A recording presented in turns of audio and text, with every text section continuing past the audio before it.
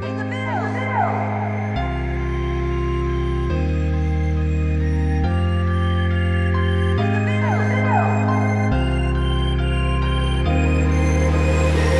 guys, it's Henry Neal here, and this is my unboxing and review of the Huawei Y9s. Not to be confused with the Y9 2019 or the Y9 Prime 2019. The Y9s offers a full screen experience that comes with a pop-up camera, which makes it similar to the Y9 Prime 2019. In the box we have the Y9s. Let's take care of the stickers on the front and the back here. And I have the breathing crystal color here, and it looks breathtaking. Let's power on the device while we'll take a look at what else comes in the box.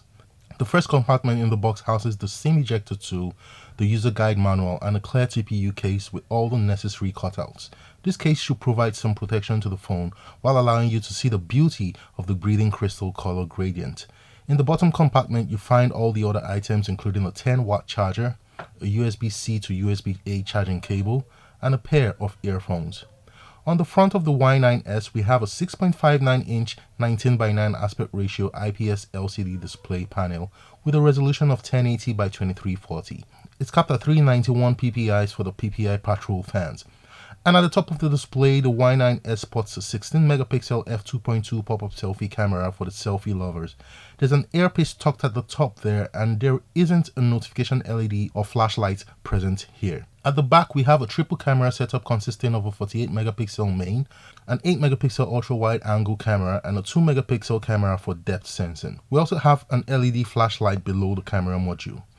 To the left is nothing. On the right we have the recessed power button that doubles as a fingerprint reader, and we also have the volume rockers. On the top of the phone we have that pop-up camera module, hybrid SIM tray, which can take two 4G nano SIMs or a nano SIM and a micro SD card. On the bottom you have the USB-C charging port, speaker grills, microphone, and 3.5mm earphone port. In terms of build quality, the Y9s is made from aluminium sandwiched between two panes of glass, and it looks and feels premium.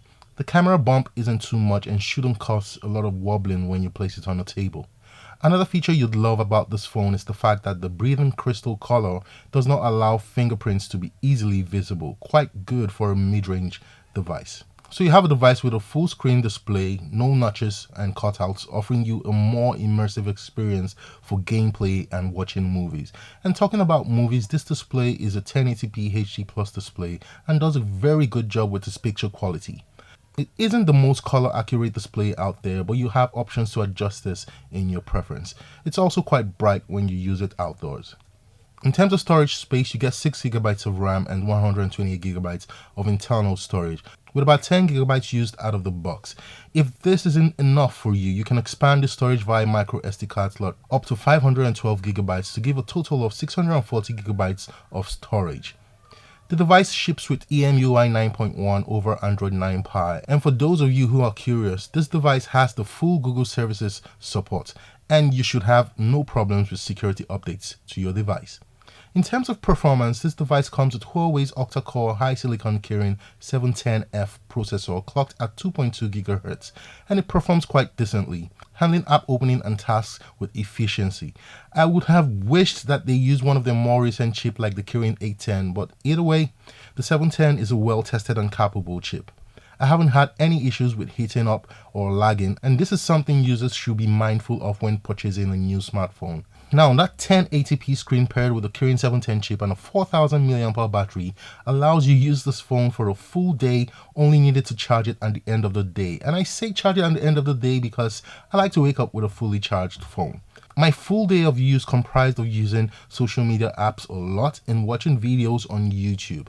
Charging this battery will take you about 2 hours to go from 0 to 100%, which is okay considering that we do not have a fast charger included in the box.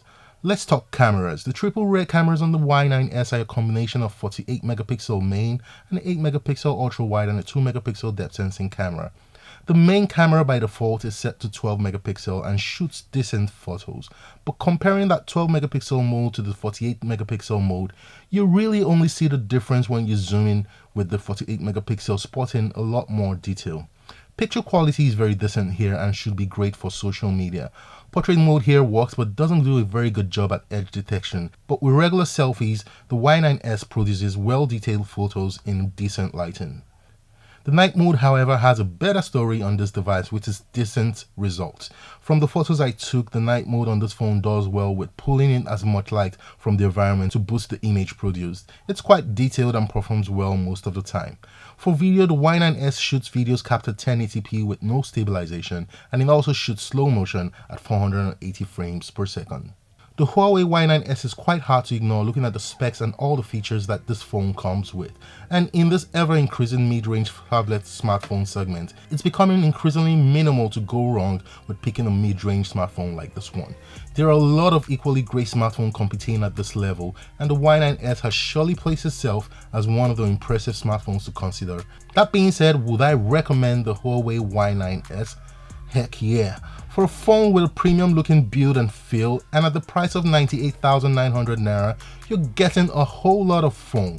A lot of phones at this price point sport less build quality, and if you're going to use this phone for at least 2 years, that's like spending 4,000 Naira per month for a device this good.